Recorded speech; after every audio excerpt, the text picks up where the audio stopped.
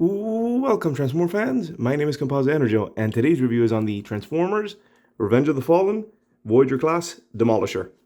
And here he is in his vehicle mode, in his alt mode, which is based off of his movie alt mode, which was hopefully I'm remembering this correctly, a Terex RH400 mining excavator. I believe that is what this is based on. And it looks pretty good. Very nice looking. The color scheme is not that accurate. Since in the movie Demolisher, I think had more white than anything else. So this figure was repainted a couple more times with more movie accurate colors.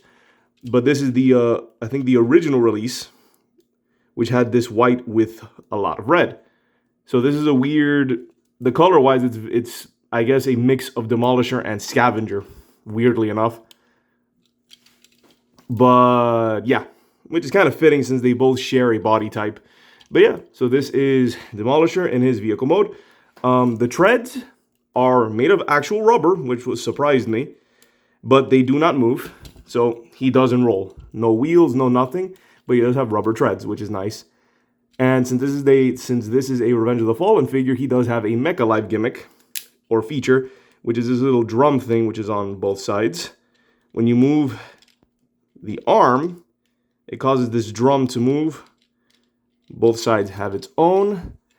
And we might as well get with articulation. We have a ratchety joint there, this hinge here, hinge at the bucket, as well as a one-way hinge for the whatever these are. I'm not gonna lie, I'm not gonna pretend I don't know what these are supposed to be.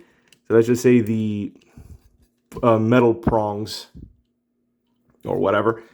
But yeah, so he does function as a actual excavator, and he has the articulation to mimic it, which is always nice.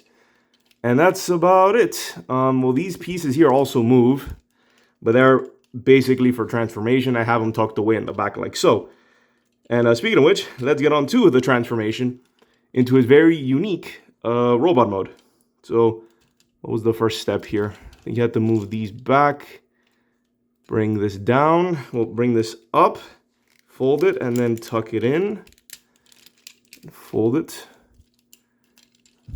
Or not yet. No, yeah, that's right. You bring this in, like so, and then fold it. And there you have his head. We're just right there. It's quite an interesting transformation, but it's not too complicated, which is surprising. So then first thing, you pull this down, out. Down, and then unpeg there, down. And thanks to the rubberiness, you can pose them in ways like this, which is interesting. But what was the next step? So we have that, and then you split the arms, like so. Well, will become his robot arms, like so. And now you can see you have a better look at the drums, which do work on each of his buckets. Well, draw arms, yeah. Okay. What was next? And you had to bring this up here, like so. Fold this in, like so. Same thing with this, and then this will peg right here. Boom. And then you carefully bring this in, collapse it, and then we have one of the wheels. This was super interesting that they did it like this. Same thing down here. I think of clearance. Do that, like so. This around, like so. Same thing, and then pop it in. And he's almost done. Like, he's very interesting to transform, but he's not too complicated. Then next up, you bring this assembly in. Well, not really. You sort of bring it out. Rotate like so, bring it back in, and then angle this down. When it's back in, you angle it down to reveal some detailing. So, whoa, careful. Same thing here. Just rotate this. You can bring this out as well. Like, this is just one extra hinge if you want to use it. Fold it down, and I believe it's pretty much it. Now, he cannot stand. The only way to really get him to stand is to use his bucket arms as extra legs, because he cannot stand on his own with these with the treads. But if you maneuver him just a little bit, he can stand on his own, and it's actually not too complicated. You just gotta mess with him a little bit to figure out what works. So there is Demolisher in his robot mode, in his very unique robot mode, which is shared with Scavenger. And yeah, I think those looks really neat. It's very unique. So let's get a closer look at this head sculpt, which looks very nice. I don't know, I can't tell how accurate this is supposed to be, but it still looks really nice. And he does have some nice light piping, which is always, it's always nice that they have that. And how do I show the articulation with this? So the arms, each arm is the same as it was in vehicle mode. So hinge, and then the inward hinge for the, I'm gonna say his fingers. But then the legs, if you want to call them legs, they do rotate forward and back. Same thing with up here, which is nice. And you can't get him in that weird mode in the movie where it was sort of like a motorcycle. He can do it. And he can actually stand, that's pretty much the best way for him to stand on his own, is to do something like that. So it is nice that you can do that. And now for the other arms, which would be his, I guess, his shoulders, the head can look up and down, but that's more like it's all connected. But they can turn independently, if that makes any sense. So yeah, as you can see, and then if you hold it, it does move on its own with a nice ratchety joint. So for the rest of this articulation, you have a hinge. Well, if you take this out, you have hinge, hold it back in. So you do have that.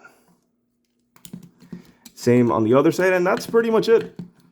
Like, that due to his unique design, he doesn't have too many points of articulation. Let me collapse him a little bit.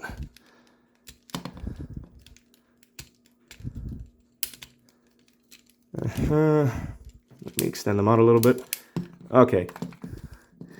Yeah, you gotta mess with him a bit, but yeah.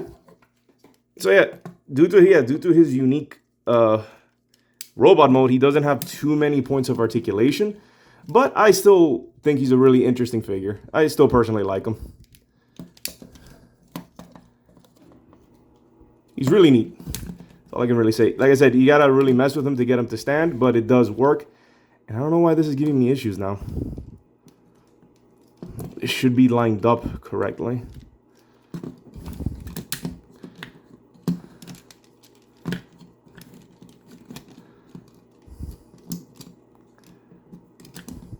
That'll work for now. So yeah, that's him standing for now.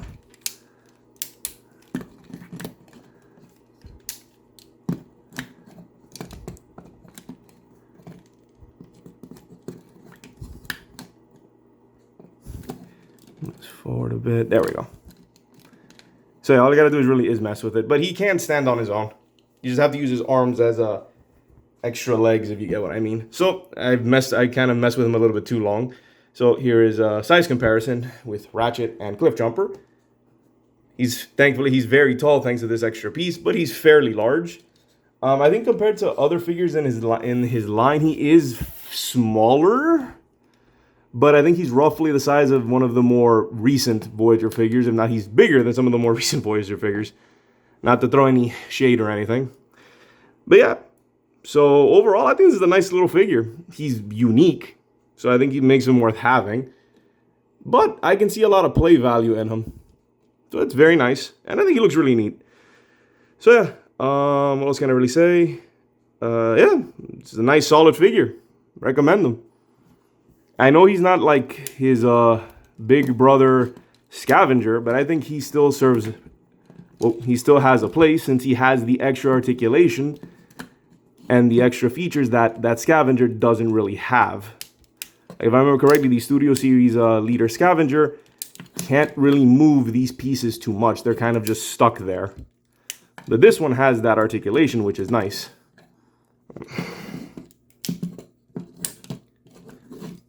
Oh, there we we go. There we go. The arms were out of sync. That's why it wasn't lining up. So yeah. Nice figure. So yeah, this has been my review of the Transformers Revenge of the Fallen Voyager class Demolisher. Before signing off, here's my special person's Instagram. Please check it out. There's mine. There's hers. And this is Composite Enerjoe signing off. Peace out and be safe.